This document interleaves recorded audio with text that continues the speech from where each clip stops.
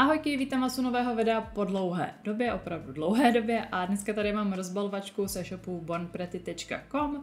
No a stále platí můj slevový kód ALEX10, pokud byste ho chtěli využít, tak určitě využijte, odkazy nechám v popisku videa, stejně taky ten slevový kódík vám tam vypíšu. Vždycky se stačí podívat do popisku videa, kde najdete všechny informace.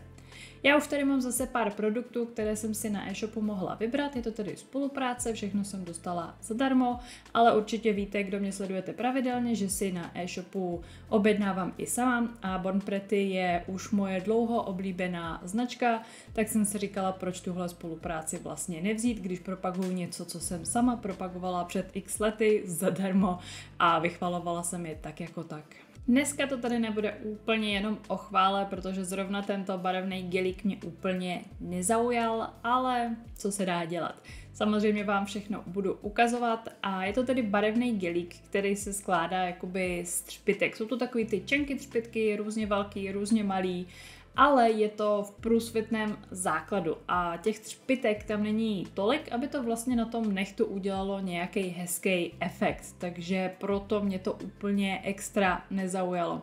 I když to takhle v kelímku vypadá zajímavě, hezky, ale potom na svoči uvidíte, že to prostě není až taková sláva.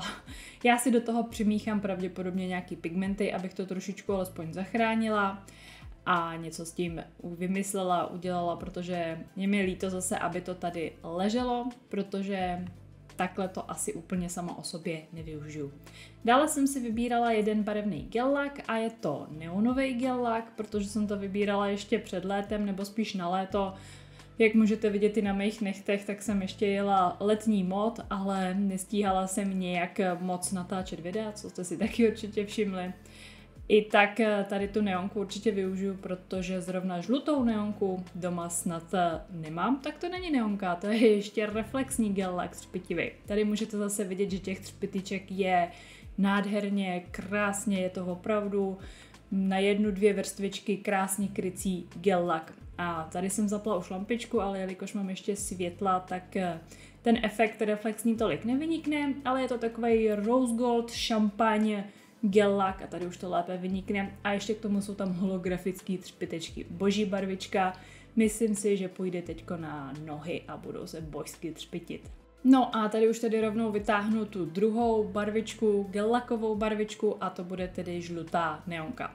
Není to vyloženě úplně takovej ten zvýrazňovač, ale je to spíš trošičku do pastelova, bych řekla. Ale i tak se mi líbí, já asi stejně budu muset jednou pořídit nějakou tu žlutou od Nechtomanie, která je taková bombózně žlutá a tady to se mi zdá trošičku pastelovější, i když na kameře to ani asi až tak nevypadá. Gel laky Born Pretty mám ráda už jak dlouho, opět nemusím zmiňovat, kdo mě sleduje od mých začátků, tak ví, že jsem vlastně, dá se říct, se značkou Born Pretty začínala. A do dneška ty gel laky mám, jsou boží, krásný, hezky pigmentovaný a je to jedna z mých oblíbených značek, kterou jsem právě nakupovala dřív na AliExpressu. Tady to je razítkovací lak, protože ten mi tenkrát při mý objednávce nepřišel, kterou jsem vlastně reklamovala, peníze mi vrátily, tak jsem si ho tentokrát vlastně vybrala a mám i krásnou takovouhle modrou. Tady už mám nějaký stavební gel, jo, už si vzpomínám, je to vlastně takovej svítící gel ve tmě, všechno vám samozřejmě opět ukážu, je trošičku takový vyteklej, špatně zavřený.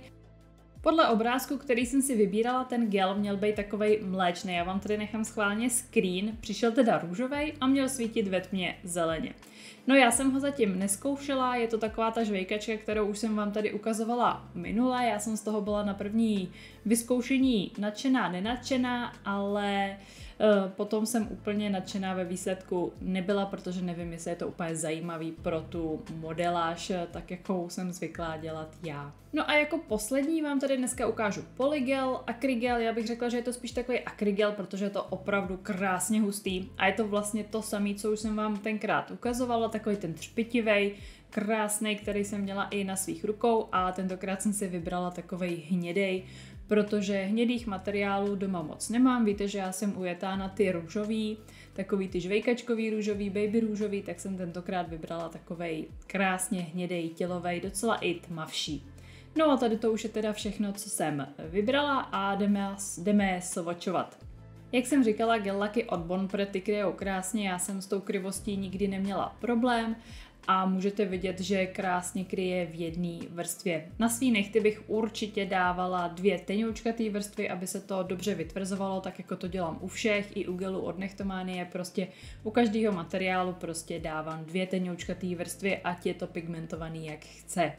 Ony se hlavně většinou ty 2 vrstvy krásně sjednotěj a nedělá to třeba některý ty gel laky dělají třeba tahy, takový pastelovější právě a právě v těch 2 tenkých vrstvách se to všechno krásně sjednotí. Tady ten gel lak vypadá spíš takový průsvitný, ale na nějakém základu tělovým bude vypadat úplně v pohodě, opět 2 tenké vrstvičky budou bohatě stačit a krásně se třpytí. No a jak jsem říkala, tady z toho gelíku úplně nadšená nejsem. Můžete vidět, že těch třpyteček tam není až tolik, kolik bych si přála, aby to zakrylo hezky plnohodnotně ten nehet a bylo to opravdu v takový jednolitý vrstvě. A to, co jsem tam vlastně v téhle vrstvě naskládala, tak to byla taková celkem jako monstrózní vrstva a nedokážu si představit, že bych to jako v takovéhle vrstvě dávala na nehet. Určitě ne. Takže za mě tohle asi moc úplně fungovat nebude a smíchám to s nějakým pigmentem, mám doma takovej zrcadlovej fialovej, tak přemýšlím, že bych to prostě do toho vmíchala a měla bych fialkovej zrcadlovej s takovejma třpytečkama. Asi si část toho gelíku odleju do nějaký lahvičky a zkusím něco. Každopádně špatně se to samozřejmě vyrovnává, protože tam jsou ty čanky třpytky a nedělá to hezký rovnej povrch, takže toto bych asi určitě nevolila. Ale třeba to někomu nevadí potom ještě vypilovávat a takovýhle efekt třeba právě chce a bude se mu to líbit a je to třeba jenom prostě mojí volbou, že to není úplně pro mě.